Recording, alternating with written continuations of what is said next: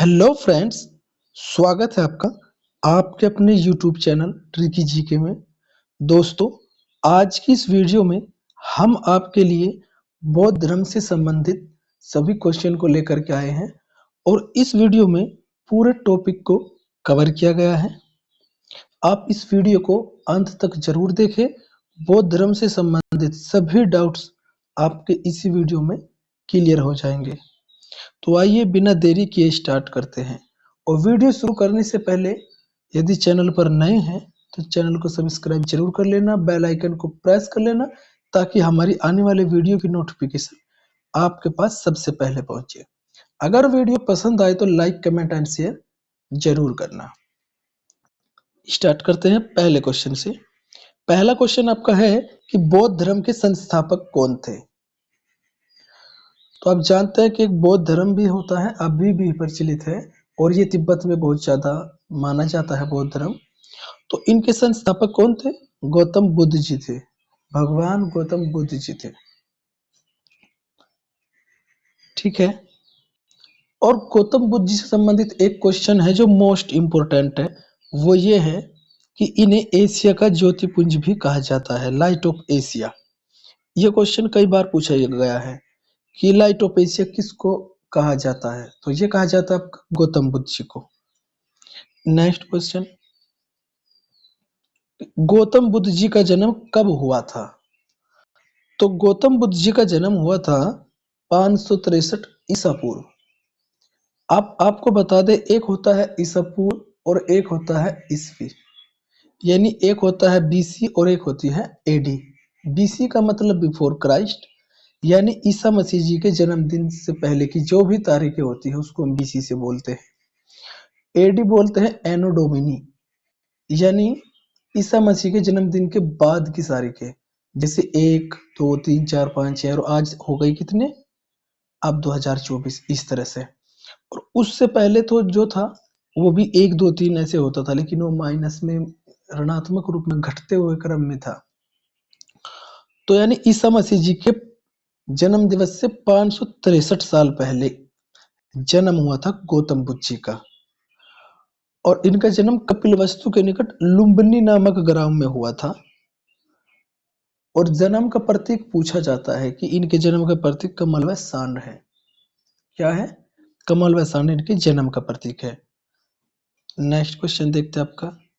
ये शाक्य वंश से भी संबंधित थे, ये याद रख लेना, ये शाक्य वंश से संबंधित थे, ये भी पूछ लिया जाता है, शाक्य गण, शाक्य वंश। नेक्स्ट क्वेश्चन, कि गौतम बुद्ध जी के पिता का क्या नाम था? तो इनके पिता का नाम था शुद्धोदन और इनकी माता का नाम था महामाया। जब इनका जन्म हुआ उसके 7 दिन बाद ही इनकी जो माता जी थी, माया देवी भी बोलते हैं जिसको, उनका देहांत हो गया था। उसके बाद इनकी सौतेली माता थी जो इनकी मौसी भी थी, प्रजापति गोत्र में, उन्होंने ही इन्हें पाल पोस कर बड़ा किया, गौतम बुद्ध जी को। नेक्स्ट क्वेश्चन, गौतम बुद्ध जी के बचपन का क्या नाम था? इनके बचपन का नाम सिद्धार्थ था। और 16 वर्ष की आयु में ही इनकी शादी कर दी गई थी यशोधरा से, जिससे इन्हें एक पुत्र भी प्राप्ति भी हुई थी। इनके पुत्र का नाम था राहुल। ठीक है। नेक्स्ट क्वेश्चन, गौतम बुद्ध जी ने कितने वर्ष की अवस्था में गृह त्याग किया? कितने वर्ष की अवस्था में? तो ये 29 वर्ष की अवस्था में इन्होंने गृह त्याग कर दिया था। और इनके गृह त्याग का प्रतीक था घोड़ा। और जो इनके गृह त्याग था उस घटना को बौद्ध धर्म में महाभिनिष्क्रमण के नाम से जाना जाता है। ये क्वेश्चन इंपोर्टेंट है, इसको आपको याद करना है कि गृह त्याग के घटना को किस नाम से जाना जाता है। इसको बोलते हैं महाभिनिष्क्रमण। यही क्वेश्चन इधर से पूछे जाते हैं। इस वीडियो में पूरा टॉपिक कवर किया गया है, एक क्वेश्चन भी आपका इससे बाहर नहीं जाएगा। वीडियो को अंत तक जरूर देखें। नेक्स्ट क्वेश्चन, कि गौतम बुद्ध जी के प्रथम गुरु कौन थे? तो इनके पहले गुरु जी थे वो आर कलाम थे। ये क्वेश्चन पूछा गया है, प्रीवियस ईयर एग्जामों में कई बार आया है, इसलिए मैंने इस क्वेश्चन को इसमें शामिल कर लिया है कि गौतम बुद्ध जी के प्रथम गुरु कौन थे, वो थे आर कलाम। नेक्स्ट क्वेश्चन, कि गौतम बुद्ध जी को किस नदी के किनारे ज्ञान की प्राप्ति हुई? जो इम्पोर्टेंट क्वेश्चन है वही रखे गए हैं वीडियो में। तो ये निरंजनाया फाल्गु नदी के तट पर इन्हें ज्ञान की प्राप्ति हुई थी पीपल वृक्ष के नीचे, जो बाद में जब इन्हें ज्ञान प्राप्त हो गया तो उस वृक्ष को बोधि वृक्ष भी कहने लगे। और 6 वर्ष तक कठिन तपस्या की इन्होंने और 35 वर्ष की आयु में निरंजना नदी के तट पर पीपल वृक्ष के नीचे या फिर बोधि वृक्ष के नीचे वैशाख पूर्णिमा के दिन, वैशाख पूर्णिमा थी उस समय रात में, तब इन्हें ज्ञान की प्राप्ति हुई थी। और जब इन्हें ज्ञान की प्राप्ति हुई फिर ये बुद्ध कहलाए और जो वो वृक्ष था उसको बोलते हैं बोधि वृक्ष। और इनके ज्ञान का प्रतीक क्वेश्चन पूछा जाता है कि इनके ज्ञान का प्रतीक पीपल का वृक्ष या बोधि वृक्ष था।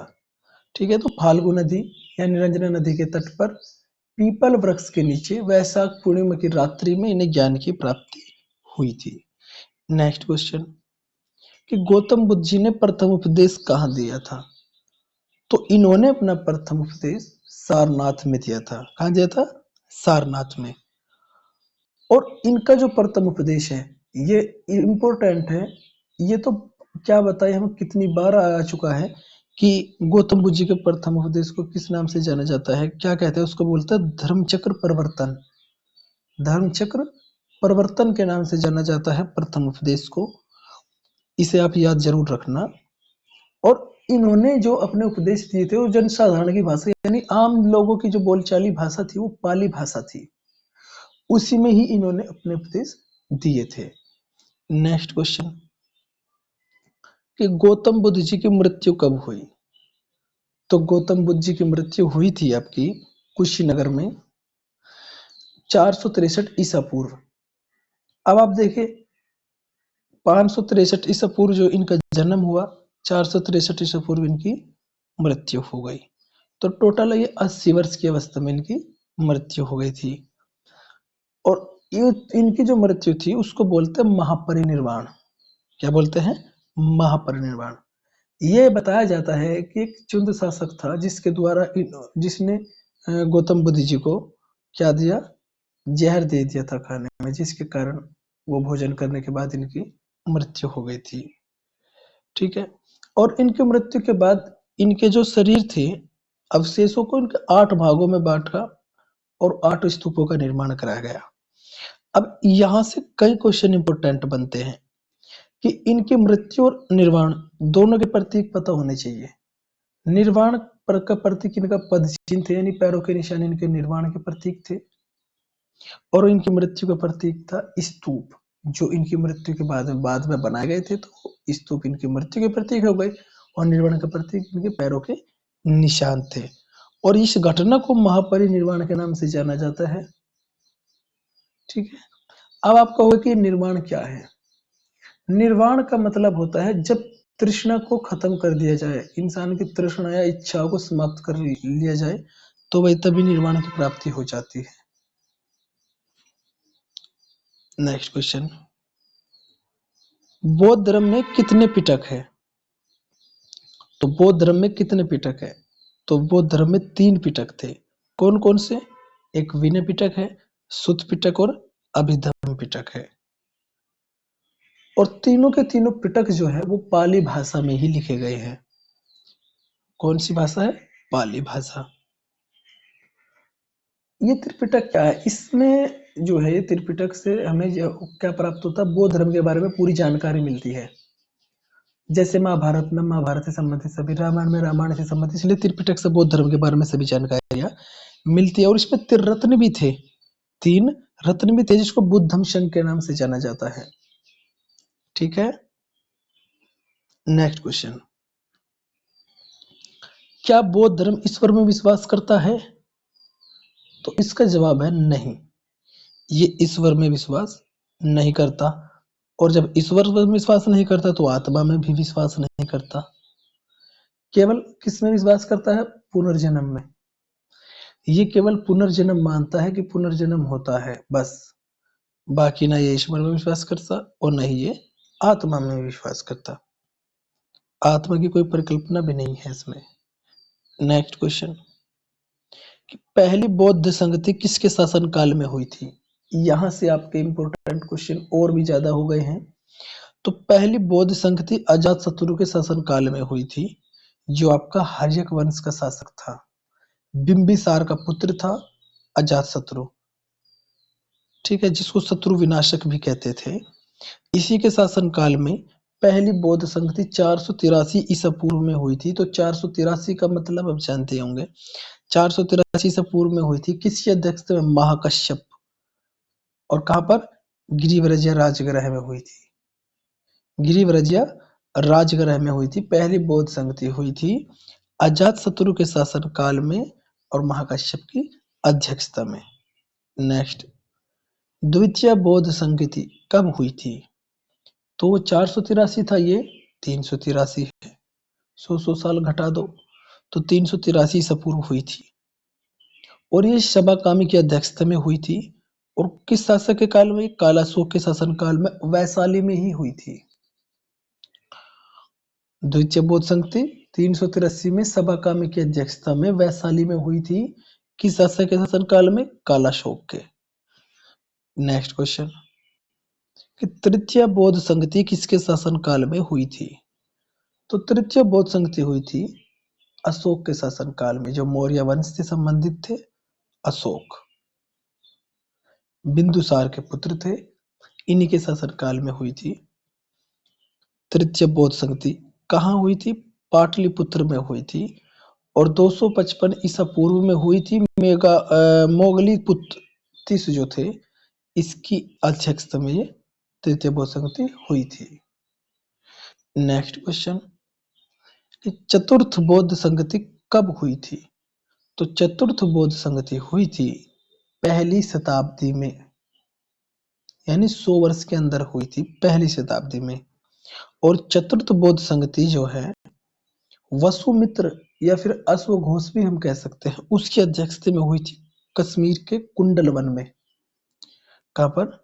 कश्मीर के कुंडल वन में हुई थी। उस समय कौन था शासक? कनिष्क, कुषाण वंश का शासक था कनिष्क।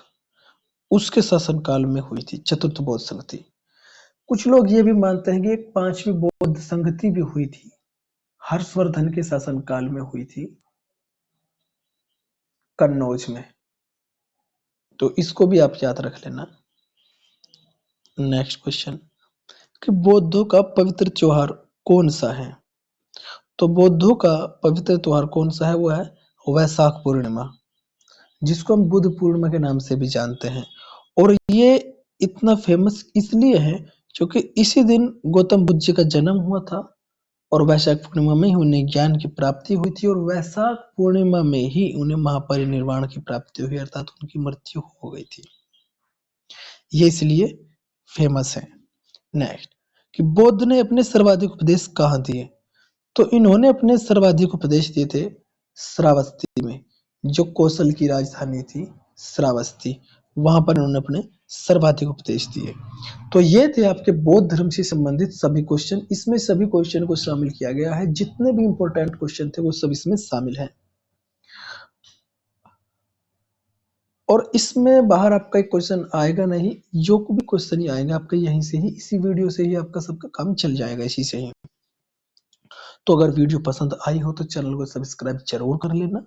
बेल आइकन को प्रेस कर लोगे तो आपको नोटिफिकेशन सबसे पहले पहुंच जाएगा हमारी वीडियो का। अगर वीडियो पसंद आई हो तो लाइक, कमेंट एंड शेयर जरूर करना। मिलते हैं किसी ऐसी ही नॉलेजेबल वीडियो में, तब तक के लिए जय हिंद, जय भारत।